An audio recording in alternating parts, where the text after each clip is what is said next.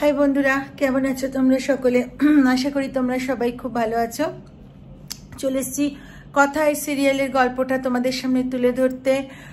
তো welcome and welcome back to my channel serial update with Rinka. তো বন্ধুরা, কথা এই সিরিয়ালে আজকে আমরা দেখতে পাই যে ম্যান্ডির তো প্রচন্ড পেট খারাপ এবং মানে কথা বলে যে দেখো ওটা তো চ্যবনপ্রাশ দিয়ে তৈরি এবং ওর মধ্যে অনেক কিছু ছিল যেটা হচ্ছে সর্দি কমানোর। তো তুমি ওটা এত করে খেয়েছো, এটা তো পেট খারাপ হবেই, তো তুমি কেন এরকম খেলে? বলে না, আমার একটু ভালো লেগেছিল তাই খেয়ে নিয়েছি। তো যাই হোক, এদিকে তো প্রচন্ড বাথরুম মানে আসা যাওয়া চলছে। এর মধ্যে মানে চিত্রার সাথে দেখা হয়। চিত্রা বলে, ম্যান্ডি তুমি এটা কি করলে? তোমার উপর ভরসা করে তো একদম মানে বেকার করলাম আমি কোথায় পাঠিয়েছিলাম কথার ক্ষতি করতে, তো তুমি কি করলে? তো ম্যান্ডিও ছাড়ে না, চিত্রাকে 4-5টা কথা শুনিয়ে দেয়। তো যাই হোক, অপরদিকে আবার এভি আবার কথাকে বোঝায় যে দেখ, এরকম কারোর দুঃখের কাহিনী শুনে কাউকে হায়ার করতে নেই, আগে জানতে হয়। এবং বোর্ডের ওপর লিখে দেয় যে অবজারভেশন, এটা হচ্ছে একটা বিজনেসের একটা নিয়মের মধ্যে পড়ে। তো যাই হোক, এবার তো পরের দিন কথার মানে হার্বাল এইটার উদ্বোধন। তো কথা তো সমানে চিন্তা করে যাচ্ছে যে কর্তা দাদু যেন যায়, কেন কর্তা দাদুর পায়ের ধুলো না পড়লে আমি তো ওইটার দোকানের দড়িটা কাটবো না।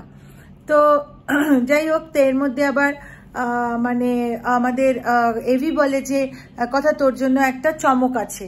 তো কথা বলে কি চমক? তো বলছে যে চমক আবার কি করে বলে দেবো বল। তো বলছে আচ্ছা ঠিক আছে। তো বলছে যে কথা মনে মনে ভাবছে যে যদি এটা হয় যে কর্তা দাদুর ব্যাপারে চমক, তাহলে তো এর থেকে খুশি আমি আর হতামই না। তো যাই হোক, এদিকে তো মানে পরের দিন হলো, সকলে আর কি ইয়ে করলো, মানে মা আনন্দির কাছে কথা নিজের বানানো সব প্রোডাক্টগুলো নিয়ে মায়ের পায়ে রাখলো এবং মার কাছ থেকে আশীর্বাদ চাইলো যাতে সবকিছু ঠিকভাবে হয় এবং কর্তা দাদু যেন যায়, সেই আশীর্বাদটা চাইলো। তো যাই হোক, এরপরে হচ্ছে তোমার যে সকলে বড়রাও ওই মন্দিরের চারপাশটা এসে মানে কথাকে অভিনন্দন জানালো, আশীর্বাদ দিল যে কোনো চিন্তা নেই, সব ঠিক হয়ে যাবে। এবার আবার কথা আবার কর্তা দাদুর ঘরে গিয়ে কর্তা দাদুকে কথা দিল যে গুহ পরিবারে তুমি যে চাইছো যে একজন কেউ থাকুক যে তোমার পরে এইটা মানে গুহ ফার্মেসিটা ভালো করে টেক কেয়ার করবে, আমি কথা দিচ্ছি যে পাচক মশাই নিজের ব্যবসা করেও গুহ ফার্মেসি ভালো করে টেক কেয়ার করবে। তো এখন এদিকে আবার কর্তাদুকে বলেও হলো যে তোমার পায়ের ধুলো বাদ দিয়ে তো আমি মানে কিছু কাজ করতেই পারবো না।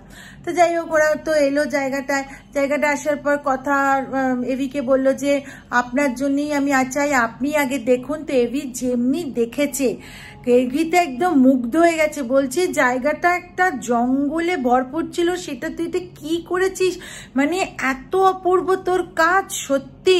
আর যে ওই জায়গাটার মালিক তিনিও খুব খুশি হয়ে যান যে বাহ কি সুন্দর করে সাজানো, কি সুন্দরভাবে হয়েছে, অপূর্ব লাগছে। তো এবার আবার অপরদিকে আবার তিলক মানে জেলে হঠাৎ করে অজ্ঞান হয়ে যায় এবং পুরনো কথা ভাবতে থাকে আর মনে মনে ভাবে যে এবার আমাকে চিত্রা গুহর কথা বলে দিতেই হবে, কেন চিত্রা গুহ আমাকে দিয়ে কাজ করিয়ে নিচ্ছে আর আমি বিপদে পড়ে যাচ্ছি। তো এবং পুলিশ একটা মানে পুলিশকে বলে যে আপনি একটু মিস্টার সরকারকে ডেকে দিন, আমি ওনাকে স্বামী কনফেশন করতে চাই, আমি সব বলে দেব। তো ইতিমধ্যে এবার যখন মানে সবাই বেরোবে টেরোবে করছে, ওর মধ্যে হঠাৎ করে প্রত্যয়ের কাছে একটা কলও এসে যায়। তো প্রত্যয় তো সেই কলটা নেয় এবং এভিকে বলে যে দেখ, আমি একটা কল পাই, যেই কলটার মধ্যে হচ্ছে কি এটা তিলক সব কথাগুলো বলবে, তো সেই জন্য আমি এখন ওদিকে যাচ্ছি, তোরা যা, সব কিছু ঠিকঠাক থাকবে, আমি তোদের সবকিছু জানাচ্ছি।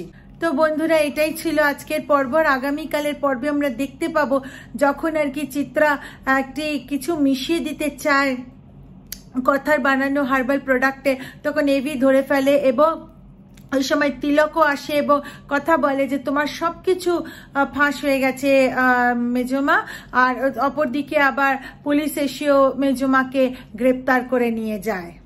তো বন্ধুরা, এটাই ছিল আজকের পর্ব, আশা করি ভালো লেগেছে। তো চলো তাহলে দেখা হচ্ছে আরেকটা পরবর্তী ভিডিওতে, ততদিনের জন্য টাটা।